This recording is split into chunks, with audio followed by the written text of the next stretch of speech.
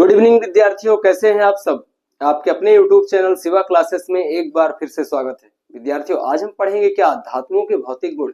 तो सबसे पहले भौतिक गुण को समझने के पहले विद्यार्थियों हम समझ लेते हैं धातुएं होती क्या हैं। ठीक है, तो धातुएं विद्यार्थियों सब आपके आसपास भी हैं। सोना है, लोहा है, चांदी है, तांबा है। ठीक है, इसकी यदि हम परिभाषा देखें विद्यार्थियों तो क्या होती है धातुएं। धातुएं ऐसे तत्व होते हैं जो इलेक्ट्रॉन दान करके धनायन बनाते हैं। ओके, तो धातुओं की परिभाषा क्या हो जाएगी। धातुएं पदार्थ का शुद्ध रूप हैं जो इलेक्ट्रॉन का दान करके क्या करती हैं, धनायन बनाती हैं। आज हम इनको फिजिकली समझते हैं, बाहर रूपरेखा, इसका एक्सटर्नल जो प्रॉपर्टीज है उन्हें समझते हैं। बाहर से देख करके हम उन्हें पहचानने की कोशिश करते हैं। ठीक है, तो हमने यहाँ एक स्लाइड तैयार कर लिया है विद्यार्थियों फिजिकल प्रॉपर्टीज के बारे में। तो हमने पहला ही गुण लिखा है आघात वर्धनीयता। आघात वर्धनीयता क्या है, जैसा कि नाम में ही इसकी छिपा हुआ है। आघात, आघात का मतलब चोट करना, कठोर वस्तुओं से चोट करना, हथौड़े से चोट करना। आघात करने पर बढ़ने का गुण, आघात करने पर बढ़ने के गुण को ही क्या कहेंगे, आघात वर्धनीयता। ओके, और ये सबसे अच्छा जो गुण, सबसे ज्यादा जो गुण होता है आघात वर्धनीयता का, वो कौन सी दो धातुओं पर होता है मालूम है, सोना और चांदी।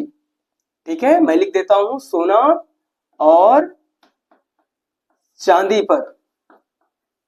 औरम बोलते हैं इसको, सिल्वर बोलते हैं, अर्जेंटम कहते हैं इसको। ये लैटिन नाम है विद्यार्थियों, लैटिन नाम से इनको लिया गया है, सोना और चांदी। तो ये औरम है और ये अर्जेंटम है, सिल्वर है, इसे चांदी कहेंगे और इसे सोना। तो सबसे ज्यादा आघात वर्धनीयता का गुण सोना और चांदी में पाया जाता है।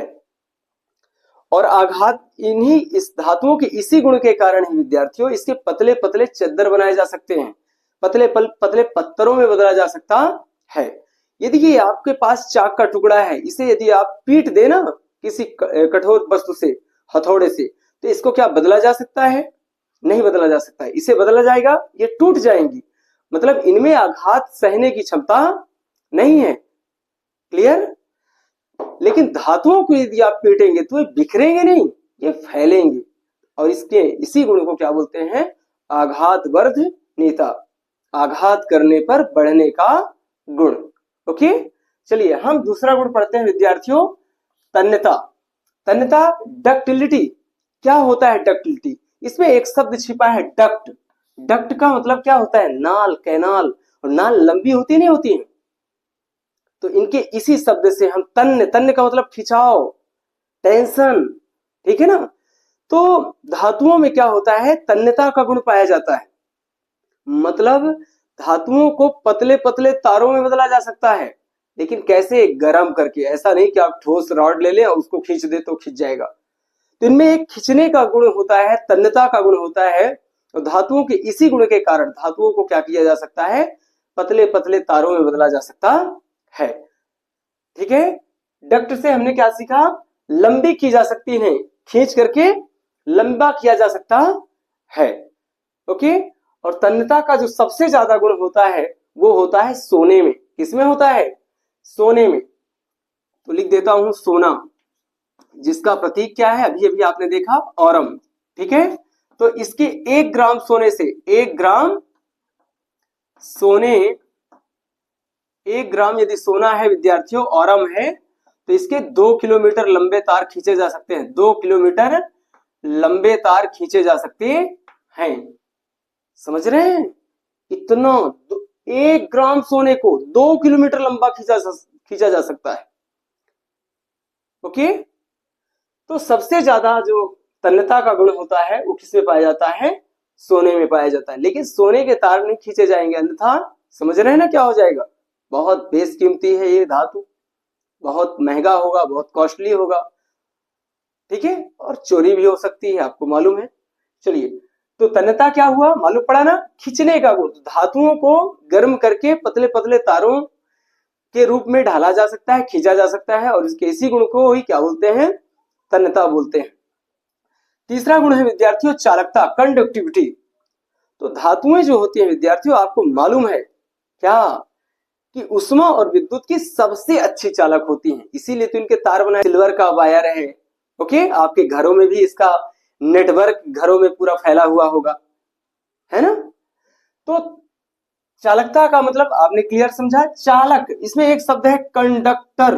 कंडक्ट, कंडक्ट का मतलब समझते हैं ना, बसों में कंडक्टर होते हैं, इधर से उधर बस को चलाते हैं, भैया यहाँ से आपको 50 किलोमीटर ले जाना है, तो कौन कंडक्ट कराता है? ड्राइवर को कौन सिग्नल देता है? कंडक्टर देता है ना, कि आपको कहाँ चलना है। पूरा नियंत्रण किसका होता है उसमें? बस कंडक्टर का। इसी प्रकार धातुएं भी क्या होती हैं? इलेक्ट्रॉन को क्या कराती हैं? कंडक्ट कराती हैं, चलाती हैं अपने ऊपर से, भाई चल लो तुम, है ना, और एक स्थान से दूसरे स्थान तक पहुंच जाओ, जिससे क्या हो, घरों में लाइट पहुंच जाए, है ना। क्लियर हुई? तो ऊष्मा और विद्युत की सबसे अच्छी चालक कौन होती हैं? धातुएं होती हैं। और इसमें हम यदि विद्युत की और ऊष्मा की सबसे अच्छी चालक की बात करें तो चांदी है। क्या है? चांदी है, तांबा है, ठीक है।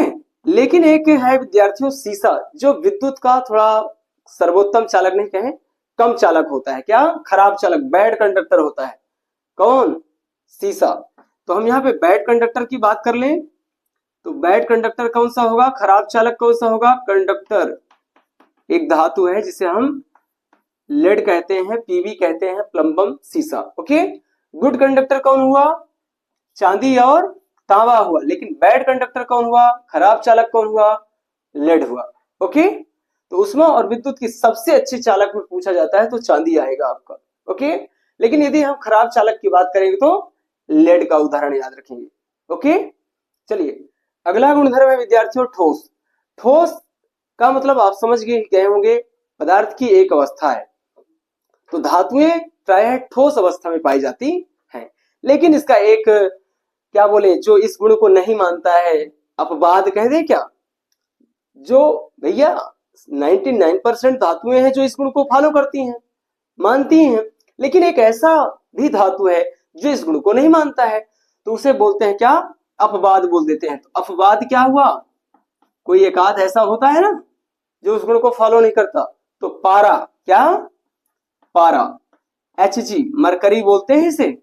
और इसे मैं याद कराता हूं विद्यार्थियों पारो से। किससे? पारो से। लड़कों को पारा जो है, मरकरी जो है भूल जाता है ना, तो पारो नाम याद कर लीजिए आप लोग। ओ की मात्रा हटा दे तो पारा हो जाएगा। क्लियर? तो आप पारो से इस पारा को याद रख सकते हैं। तो धातुएं क्या? ठोस अवस्था में पाई जाती हैं, ठीक है। और इसका अपवाद क्या है? जो ठोस अवस्था में नहीं पाया जाता। कमरे के तापमान पर ये जो पारा है ये द्रव अवस्था में पाई जाती है। इसीलिए तो प्रयोगशाला थर्मामीटर में और डॉक्टरी थर्मामीटर में इस पारा का प्रयोग किया जाता है। ओके। चलिए, अगला गुणधर्म है विद्यार्थियों कठोरता। हार्डनेस, बहुत कठोर होती है ये, बहुत कठोर। आपने लोहे की रॉड देखी होगी, घरों में लोहे के सामान देखे होंगे, कुछ उपकरण, इंस्ट्रूमेंट वगैरह, है ना, देखे होंगे। तो वो कितना हार्ड होती हैं। आप यदि उन्हें दबाने का, प्रेस करने का प्रयास करें तो दबती नहीं है। ओके। तो इसके इस गुण को ही क्या बोलेंगे? कठोर, कठोर होना। तो कुछ धातुओं को छोड़ दें तो ये बहुत कठोर होती हैं, ठीक है। और वो धातु कौन से हैं विद्यार्थियों जो इन कठोरता के गुण को नहीं मानती हैं? आपको मालूम भी होगा। क्या? Lithium, sodium, potassium. तो इसका एग्जाम्पल है जो अपवाद है, हम इसको कह दें अपवाद। तो ये क्या है? लिख देता हूं यहां, सोडियम, पोटेशियम और लिथियम। इसको मैं अपना एक ट्रिक बनाया विद्यार्थियों, नकली से।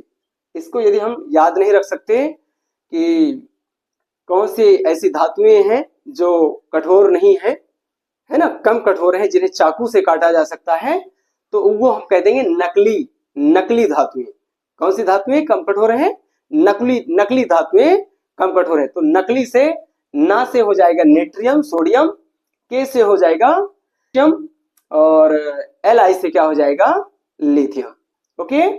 तो Na ना, के से पोटेशियम और Li से लिथियम। तो नकली जो है, नकली कठोरता दर्शाने वाले ये कौन है?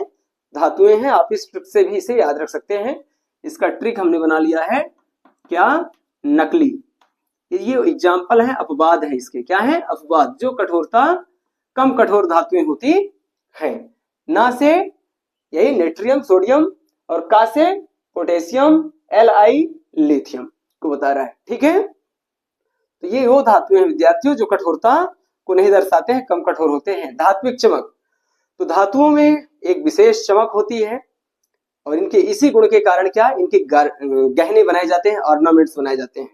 और आपके घरों में सभी माताएं बहनें है ना, इन गहनों को क्या करती हैं, पहनती हैं। ठीक है, क्यों, क्योंकि इन धातुओं में चमक होती है, तो थोड़ा सा शोभायमान बढ़ जाता है ना। तो इनके इसी गुण के कारण क्या, धात्विक चमक के कारण ही इनका इस्तेमाल गहने बनाने में किया जाता है। चलिए अगला है क्वथनांक, गलनांक। तो धातुओं के जो गलनांक और क्वथनांक होते हैं ये बहुत ही उच्च होते हैं, बहुत ही अधिक होते हैं।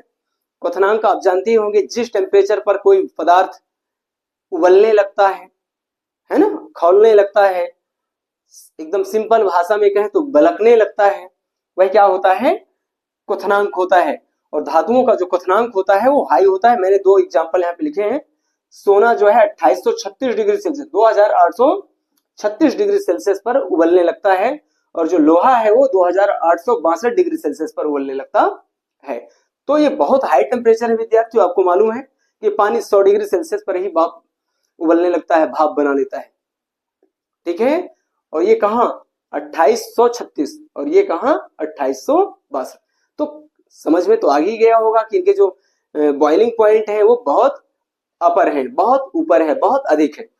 चलिए गलनांक की बात करें तो इनके भी गलनांक उच्च होंगे। तो सोना का हमने लिखा है 1064 डिग्री सेल्सियस और आयरन का 1538 डिग्री सेल्सियस। मतलब इस टेम्परेचर पर कोई भी वस्तु क्या हो जाती है, पिघलने लगती है।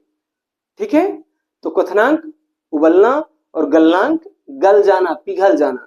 तो इस टेम्परेचर पर क्या हो जाती है, जो सोना है वो गलने लगता है, पिघलने लगता है। और 1538 डिग्री सेल्सियस पर लोहा भी क्या होता है, मेल्ट होने लगता है, पिघलने लगता है। ओके, तो मेल्टिंग पॉइंट का मतलब समझ गए कि जिस ताप पर कोई वस्तु, कोई तत्व क्या होने लगता है, मेल्ट होने लगता है, बहने लगता है, मेल्ट होना, पिघलने लगता है। ओके विद्यार्थियों, आप इसका एक स्क्रीनशॉट ले लें। निश्चित ही यह स्लाइड आपके लिए फायदेमंद होगा, लाभदायक होगा। और यदि विद्यार्थियों, पहले तो स्क्रीनशॉट ले लीजिए विद्यार्थियों। यदि आप मेरे चैनल पर नए आए हैं तो चैनल को सपोर्ट करें विद्यार्थियों, चैनल को सब्सक्राइब कर लें, लाइक करें और दबा के शेयर करें अपने सभी दोस्तों तक। Okay, thank you.